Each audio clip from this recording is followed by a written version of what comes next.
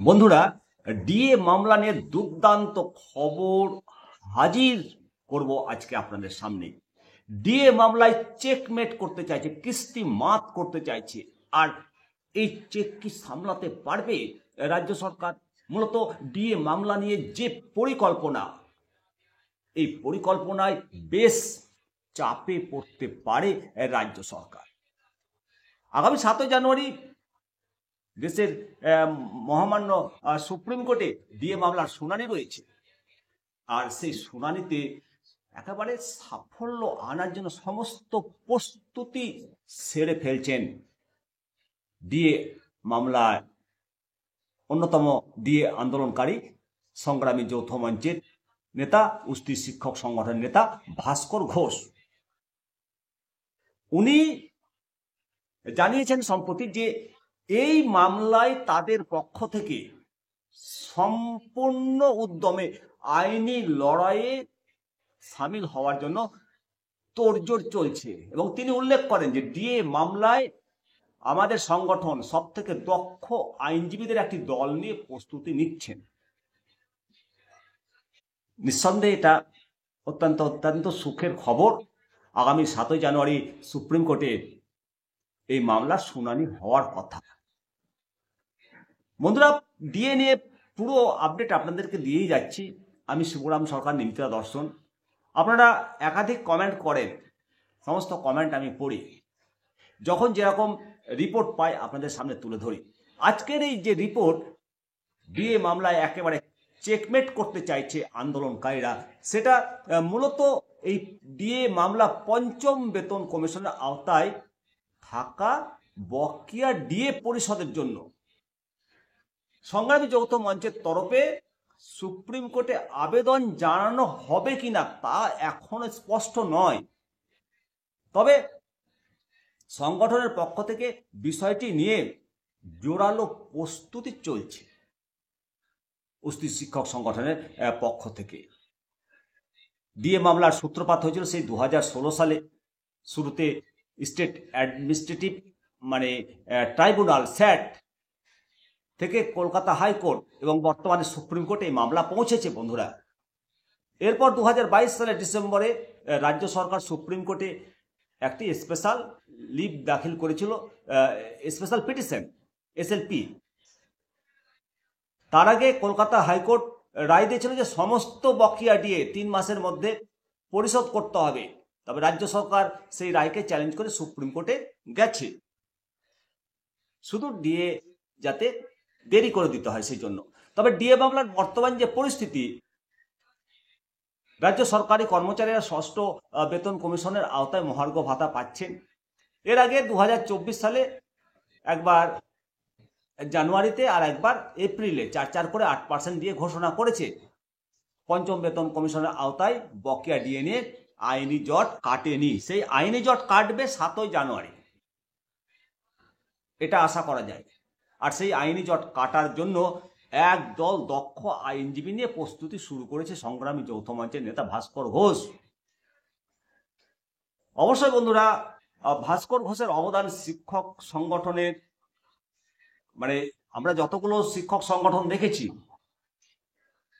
প্রত্যেকটা সংগঠনই দেখতাম যে বন্ধু সরকার তাদের বিরুদ্ধে আন্দোলন কিছু করেনি নিজেদের দাবি দেওয়া পেশাগত স্বার্থে। উস্তিকে দেখছি যে, তবে উস্তি অরাজনৈতিক সংগঠন, তারা যে সমস্ত দাবিগুলো শিক্ষকদেরকে এনে দিয়েছে এখন পর্যন্ত, নিঃসন্দেহে তাৎপর্যপূর্ণ। তাদের জন্য শিক্ষকদের গ্রেড পে কিছুটা হলেও বেড়েছে, এটা স্বীকার করতেই হবে। তারা নিজের জেলায় চাকরি পায়নি, দূরবর্তী জেলাতে চাকরি করছে, সেই সমস্ত শিক্ষকদেরকে কাছের জেলাতে ফিরিয়ে আনার জন্য তারা আন্দোলন করছে। তারা আন্দোলন করছে শিক্ষকদের মৌলিক দাবি দেওয়াগুলোর জন্য, তারা আন্দোলন করছে কম্পোজিট গ্র্যান্টের জন্য, সমস্ত কিছুর জন্য আন্দোলন করছে।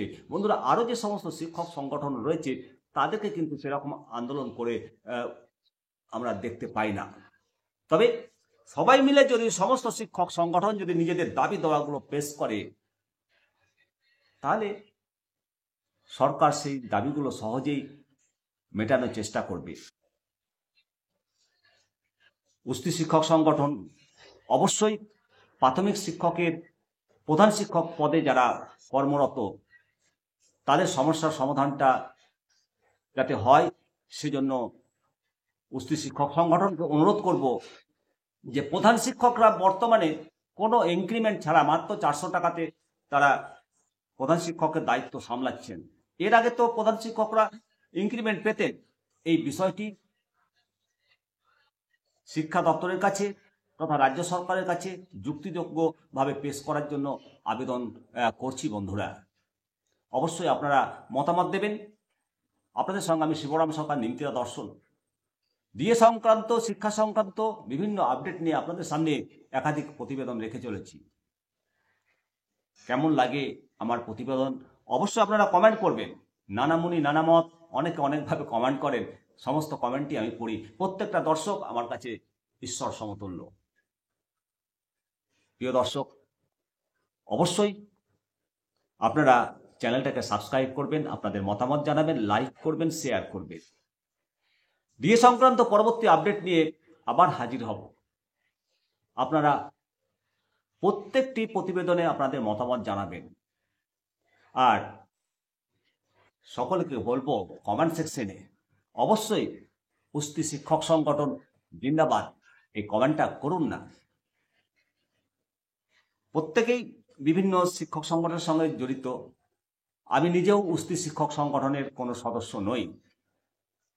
তা সত্ত্বেও যে সংগঠন ভালো কাজ করবে সেই সংগঠনের সুনাম আমরা করব। আর যে সংগঠন করে যদি শুধু ঘুমিয়ে থাকে সেই সংগঠন কোনোদিন বিস্তার লাভ করবে না। সে যে দলেরই সংগঠন হোক না কেন, বিজেপির সংগঠন হোক শিক্ষক সংগঠন, বা শাসক দলের শিক্ষক সংগঠন, বা বামপন্থী শিক্ষক সংগঠন, শিক্ষক সংগঠনকে নিজেদের দাবি দেওয়া এবং শিক্ষার স্বার্থে সমস্ত দাবি দেওয়াগুলো জোরালোভাবে পেশ করতে পারলে সমস্ত বিদ্যালয় অঙ্গনগুলো ছাত্র কলতানে ভর্তি হবে। আজকের এই কথাগুলো হয়তো আমার নিষ্ফল আলোচনাই হলো। আপনাদের মতামতের ওপর আমার প্রত্যেকটা প্রতিবেদনের সাফল্যতা নির্ভর করে। ভালো থাকুন, সুস্থ থাকুন, দেখতে থাকুন নিমতা দর্শন। আবার পরবর্তী আপডেট নিয়ে হাজির হব। শুধু আপনাদেরকে দর্শক হিসাবে পেয়ে গর্বিত নয়, আপনাদের কমেন্টগুলো পড়েও আমি খুব গর্ব অনুভব করি বন্ধুরা। নমস্কার।